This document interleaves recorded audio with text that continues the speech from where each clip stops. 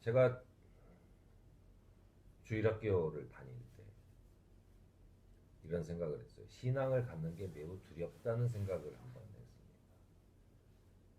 그 어느 순간에 예수께서 그 십자가에 못을 박혀 죽은 것들이 가슴에 와 닿았어요. 나도 저럴 수 있나? 저는 못하겠다는 거였어요. 나는 그렇게까지 못하겠다. 이게 쉽지 않죠.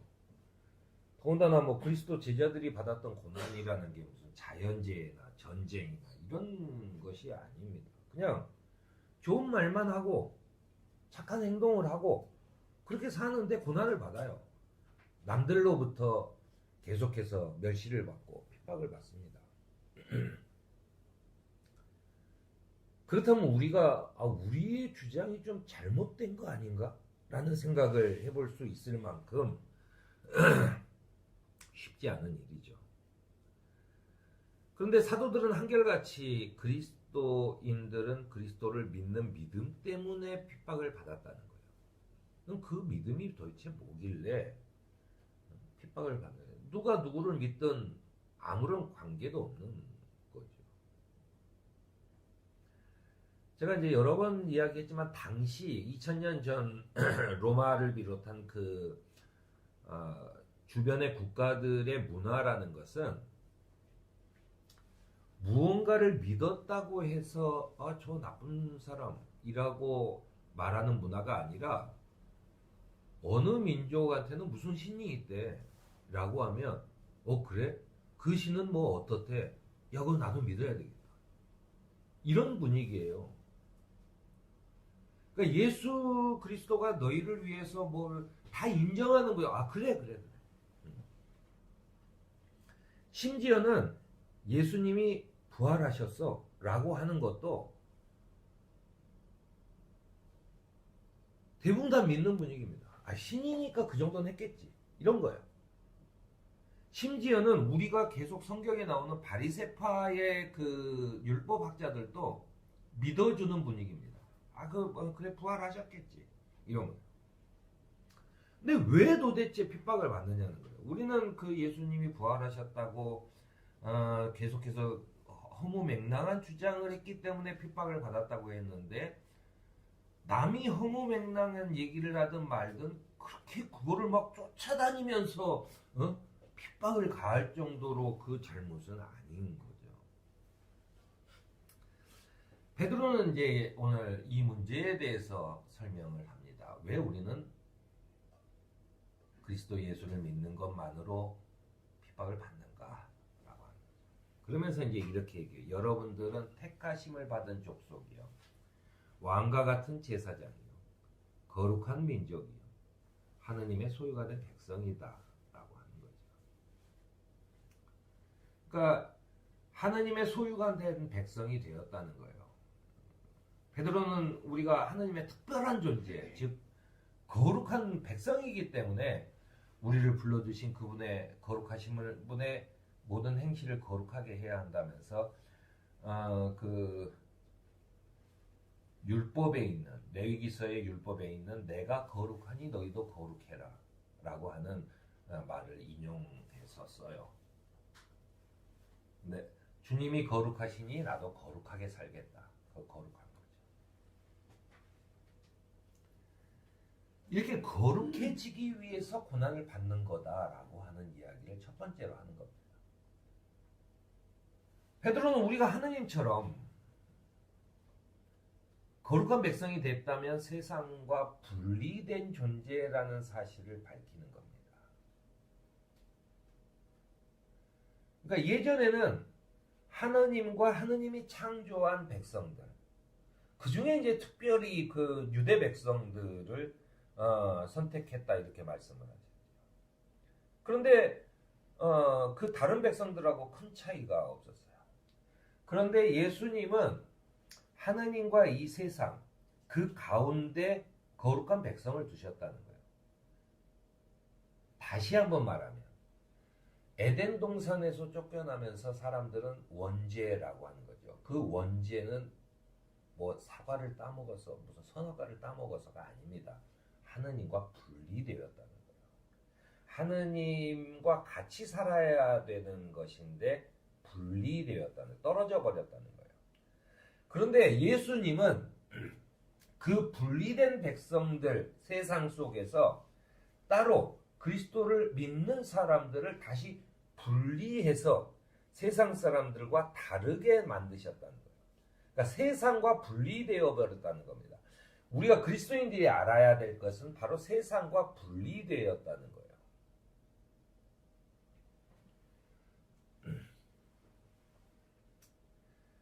베드로는 예수 그리스도의 사도인 베드로가 본도와 갈라디아와 뭐 이런 이 주변 국가들과 도시들을 쭉 열거하면서 나그네들인 택하심을 이들에게 이 편지를 씁니다라고 얘기해요. 분리가 되었으면 따로 한데 모여 사는 게 아니라 각자의 도시에서 다 살고 있는데 거기에서 하느님의 백성으로 분리가 된 사람들에게 이 편지를 쓴다라고 시작을 합니다. 그리고 그러면서 우리는 이 세상의 나그네라고 해요. 왜 나그네냐면 거기에 살고 있는 사람들이 아니에요. 우리는 시민권, 주민등록증, 영주권 이런 게 뭐냐면 하느님의 나라에 있는 사람들입니다. 그러니까 사실은 거기에 살고 있어도 거기에 여행을 간 사람 같은 거예요.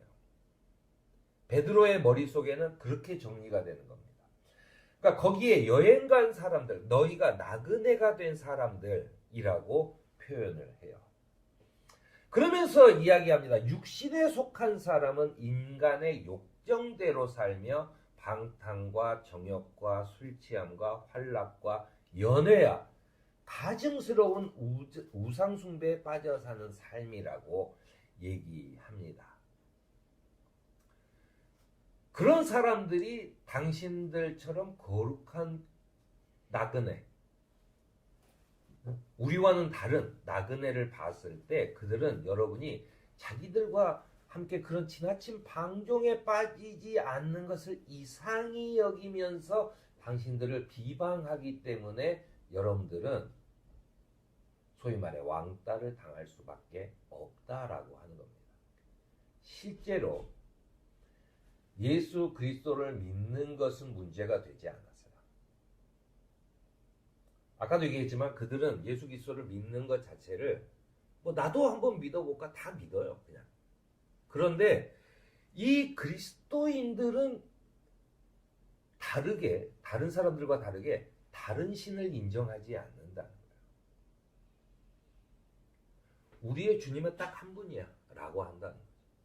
사실은 그 당시의 문화권에서 봤을 때 저 사람들은 참 이상한 사람인 거예요.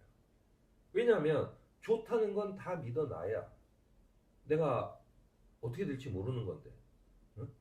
아니 뭐 믿는다고 해서 무슨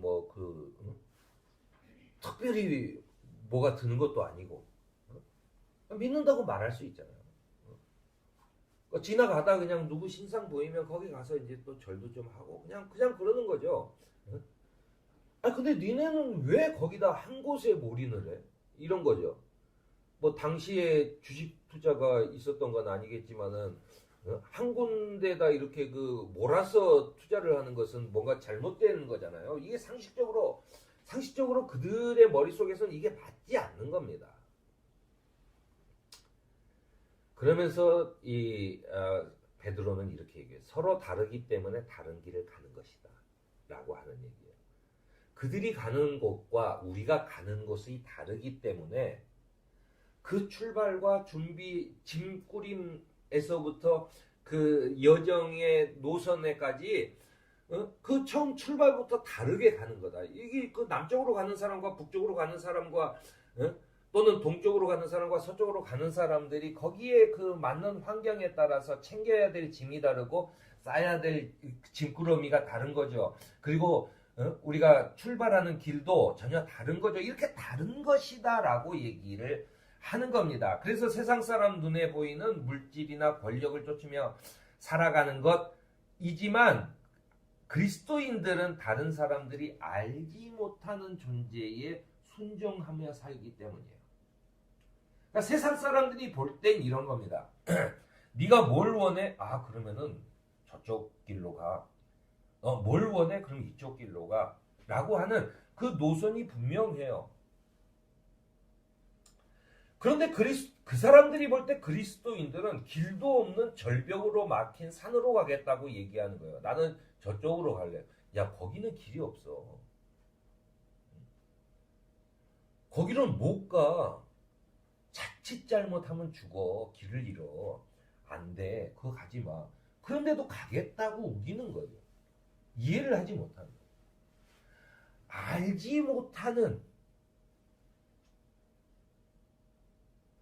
알지 못하는 존재에게 순정하면 살아요. 그러니까 세상 사람들 눈에는 얼마나 어리석게 보이겠어요. 니네가 그 믿음을 갖는 것을 우리가 뭐라고 하는 건 아니야. 다른 것도 방법이 많아. 이 세상에는 기회가 많이 있다고. 근데 왜 거기다가 그렇게 눈에 보이지도 않는 그런 거죠. 왜냐하면 그 당시에 이 인간이요. 기본적으로 성상, 그러니까 거룩한 어떤 눈에 보이는 그것이 없으면, 그러니까 이제 뭔가 이렇게 이런 큰 동상이랄지 뭐 이런 것이 없으면 마음으로 믿는다는 것은 사실은 쉽지 않습니다. 우리가 눈에 보이지 않는 것을 믿는다는 것은 사실은 쉽지 않아요. 그러니까 무언가가 있는 것을 굉장히 바라죠. 그런데 아무것도 없이, 뭐 차려놓은 것도 없이 그냥 자기네들은 예수님이 뭐 하면서 말로만 믿는다고 하는 거예요. 남들이 볼 때는. 그래서 보여줘봐. 아무것도 보여줄 게 없어요. 무슨 뭐 당시부터 십자가가 있었던 건 아닙니다. 그러니까 뭐 이게 보여줄 게 하나도 없는 거예요.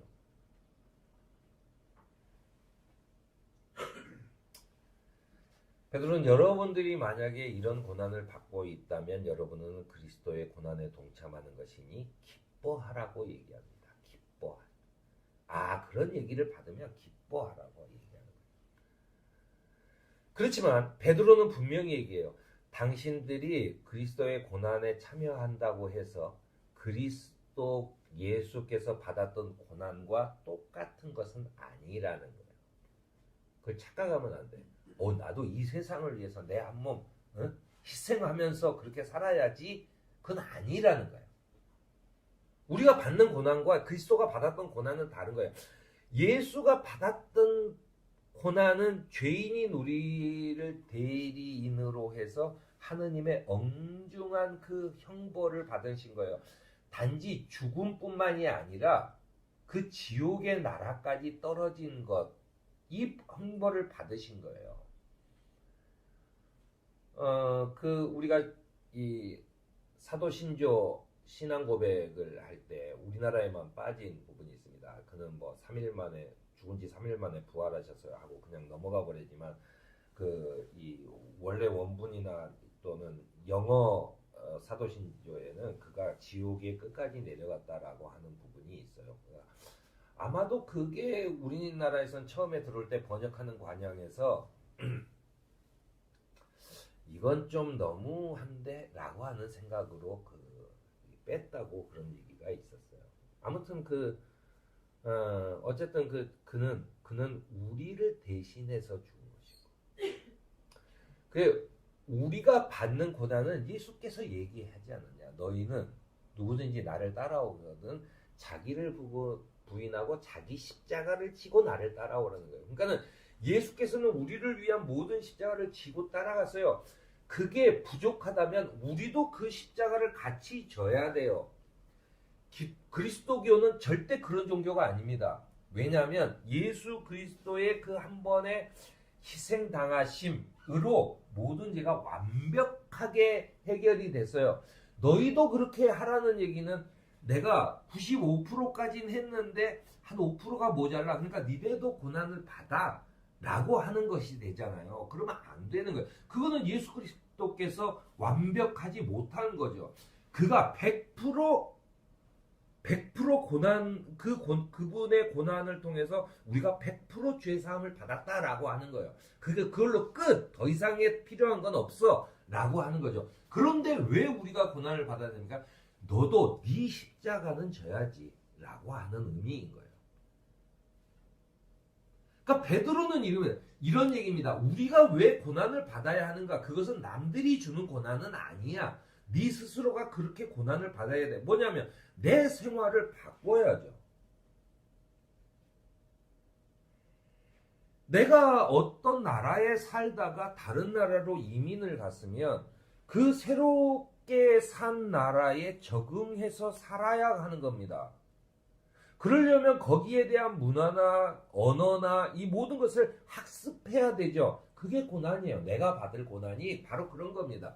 하느님 나라로 옮겨졌기 때문에 내가 하느님 나라에서 사는 생활 방식과 이 하느님 나라의 언어, 기도 이런 것들을 내가 습성을 길러야 되는 거예요. 그게 내가 받을 고난이에요.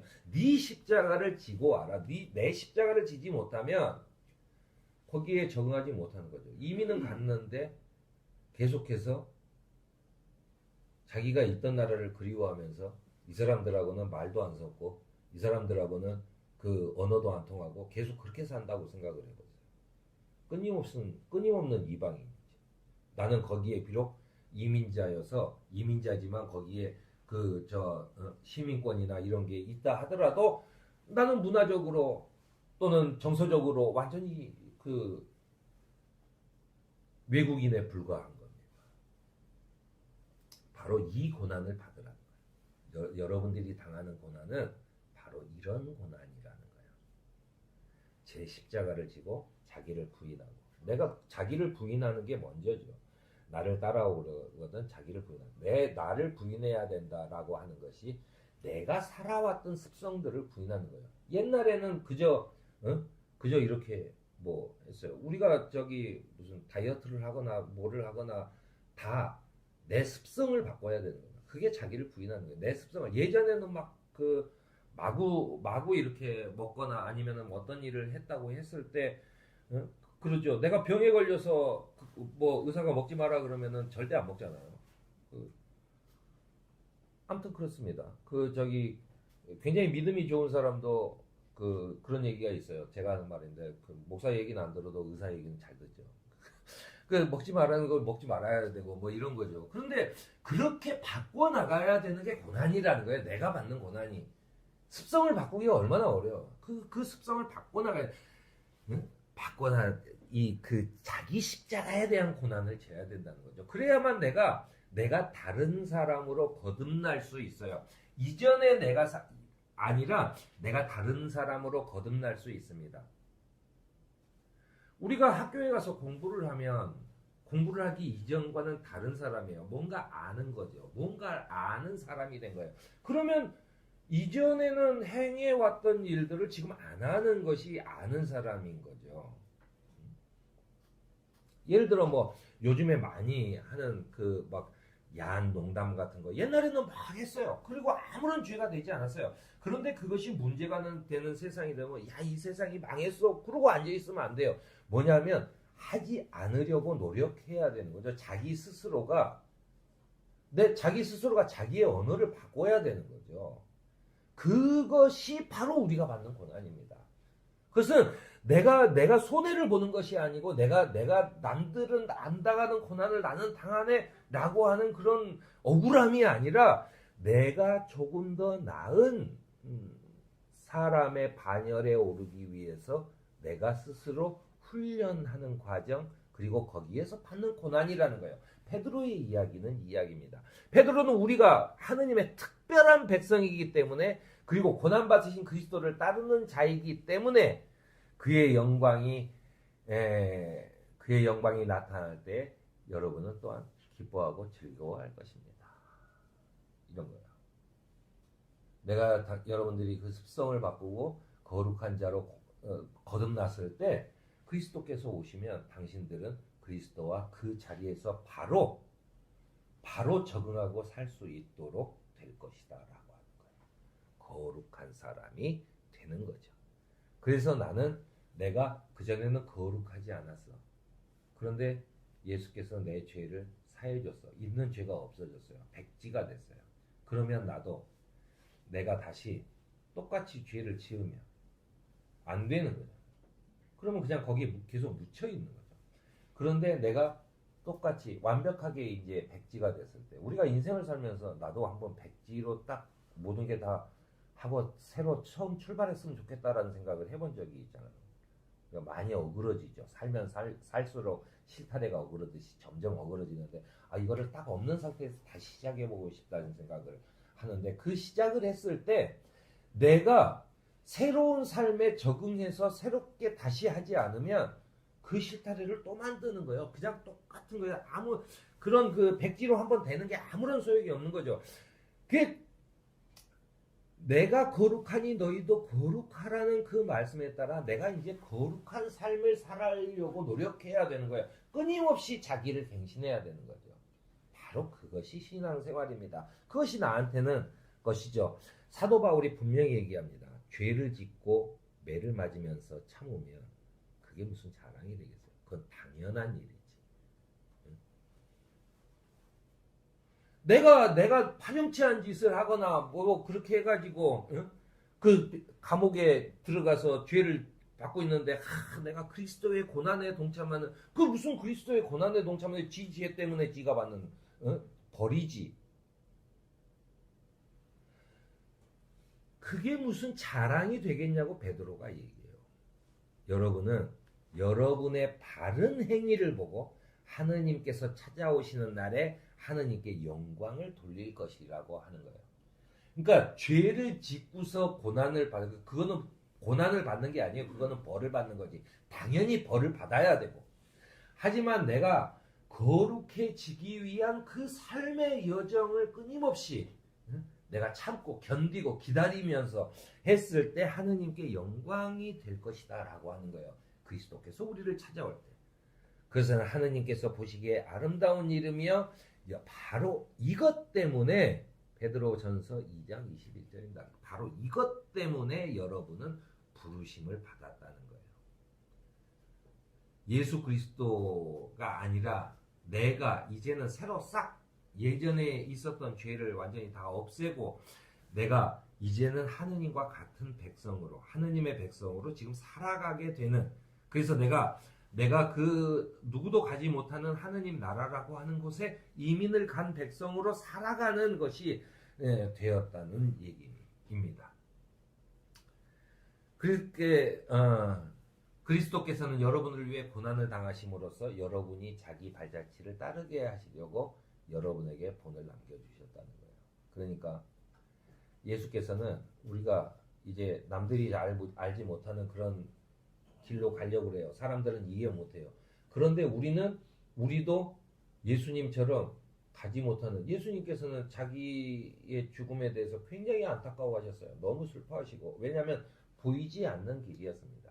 그런데 예수께서 그 길을 가셨어요. 사람들은 눈에는 안 보여도 우리는 예수를 통해서 저기에도 길이 있구나 라고 보이는 거죠. 우리는 그 길을 따라가는 거예요. 그렇기 때문에 그것을 베드로는 이렇게 얘기합니다. 그리스도의 증인이 되는 삶을 살아야 한다. 예수 그리스도께서 가신 그 길이 있어 라고 하는 것을 증언할 수 있어야 된다라고 하는 것입니다. 베드로는 이제 만물의 마지막이 가까이 왔습니다. 그러므로 정신을 차리고 삼가 조심하며 기도하십시오. 무엇보다 먼저 서로 뜨겁게 사랑하십시오. 사랑은 허다한 죄를 덮어줍니다. 또 불평 없이 서로 따뜻하게 대접하십시오. 각 사람은 은사를 받은 대로 하느님의 여러 가지 은혜를 맡은 선한 관리인으로서 서로 봉사하십시오 라고 하는 거예요. 우리가 보통 이게 어렸을 때 어린이집이나 유치원을 가면 제일 먼저 배우는 게 이런 겁니다. 어떤 장난감이 어린이집을 가나 유치원을 가나 학생 수에 맞게 전부 다 같이 있는 게 한두 개만 있어요. 그러면 내가 이걸 즐겁게 가지고 놀다가 어느 정도 시간이 되면 친구가 또 즐겁게 같이 놀도록 하는 거죠. 사실은 그 부모들이 그걸 놀다 왔다고 생각을 하고 그거 안 보내고 저 애들 한글 교실 뭐 속생 학원 뭐 이런 데를 막 다니면서 애를 그러는데 사실은 그런 과정들이 인간에게 필요한 거죠. 아, 나는 집에 있을 땐 세상 집에 있는 모든 것이 나예요. 집에 있는 모든 사람들이 나를 위주로 돌아가. 근데 내가 어린이집이나 유치원을 가서 처음 집을 떠나서 나가서 배우는 것은 진짜로 고통이죠. 저 장난감 내가 갖고 싶은데, 내가 가서 놀고 싶은데, 나는 몇 번째 줄을 서야 돼요. 굉장히 짜증나죠. 그런데 그걸 배우는 겁니다. 서로 배려하는 거. 그러니까는 사도 베드로가 우리에게 얘기하는 게 막 여러분들은 여러분의 길을 가야 됩니다. 뭐 어쩌고 막 굉장히 어려워. 아니 주님께서 거룩하시니 우리도 거룩해져야 돼요. 그리고 막상 우리가 뭘 해야 됩니까? 라고 했을 때 이런 거예요. 그냥 서로 뜨겁게 사랑하세요. 불평 없이 서로 따뜻하게 대접하시고 은사를 받은 대로 내가 가지고 있는 탤런트, 내가 좀 잘하는 것을 가지고 여러분의 은혜를 맡은 선한 관리로서 내가 살릴 수 있는 일을 그냥 하십시오. 이게 다예요. 이게 고난이에요. 우리에게. 베드로가 얘기하는 것은 바로 이런 겁니다. 이게 고난이에요. 제가 어린이들 이야기를 들었지만 어린이들에게는 진짜 인생 일대의 가장 큰 고난입니다. 내가 마음대로 가지고 놀지 못하는 거. 근데 그러면서 사회를 배우는 거죠. 그런 걸 잘 배워야 소위 이 공동체의 삶, 사회적인 인간으로서의 첫 발을 내딛는 거예요. 그냥 자기 집에서 이렇게 막 돌 때는 그 사실은 모습은 사람 모습 하고 있지만 동물과 다를 게 없죠. 내가 갖고 싶으면 갖고 뭐 싸고 싶으면 싸고 막 그러는 거죠. 그런데 거기 있어야 돼요. 화장실 갈 때도 줄을 서야 돼요. 이런 것들을 통해서 사회를 배우는 거죠. 그것이 사회를 배우는 거죠. 우리가 하느님의 나라에 들어갈 때 우리는 하느님 나라에 들어가는 어린이집, 유치원에 다니고 있는 건지도 몰라요. 우리는 서로 나누고 뜨겁게 사랑하는 방법들을 배워가는 거죠. 바로 그거예요. 그게 베드로가 말하는 우리에게 닥친 고난입니다. 그게 우리에게 닥친 고난이에요. 주님의 부르심을 받은 우리도 베드로의 가르침처럼 살인자나 도둑이나 악을 행하는 자나 남의 일을 간섭하는 자로서 고난을 당하는 일은 없도록 하고 선한 일을 하면서 자기 영혼을 신실하신 조물주께 맡기는 그런 삶을 통해 우리의 십자가를 지고 내가 책임져야 될 것을 책임지고 교회를 통해 서로 사랑을 나누며 선한 일을 통해 우리 영혼을 주님께 맡기는 그런 거룩한 삶을 살아가는 저와 여러분이 되기를 바랍니다.